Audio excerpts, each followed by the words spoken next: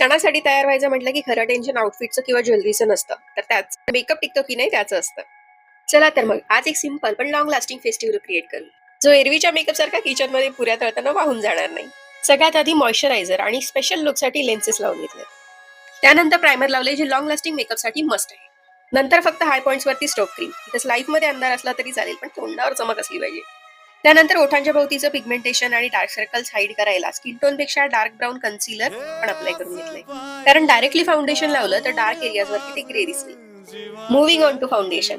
Shade mismatch करू नका, नाही तर नंतर घरभर भूत बनून फिरावं लागेल. नंतर मी लावते क्रीम ब्लश, बिकॉज तो जास्त वेळ टिकतो. हे सगळं मी आता एका ट्रान्सल्युसंट पावडरने सेट करते. Proper powder setting long lasting मेकअपचा अजून एक सिक्रेट आहे. नॅचरली खुश दिसायचं इल्युजन क्रिएट करायला अजून थोडा पावडर ब्लश. नंतर eye shadow. Light brown colour घेऊन मी पूर्ण आयलिड वरती लावतीये. आउटर कॉर्नरला एक डार्क ब्राऊन कलर घेऊन मी थोडासा तो ब्लेंड करते. थोडंसं शिमर लावायचं, ज्याने मेकअपवर खूप जास्त मेहनत घेतली असं दिसतं. काजळ. बिकॉज इंडियन लुकमध्ये काजळ नाही म्हणजे चहामध्ये साखर नसल्यासारखं असतं.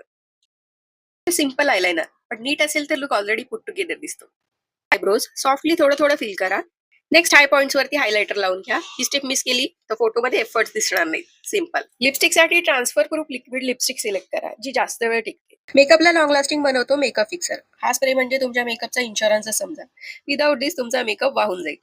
सो तुम्हाला आता कळलंच असेल, skin preparation, base layering, powder use, fixing spray हे सगळं स्ट्रॉंग असेल तरच मेकअप जास्त वेळ टिकतो.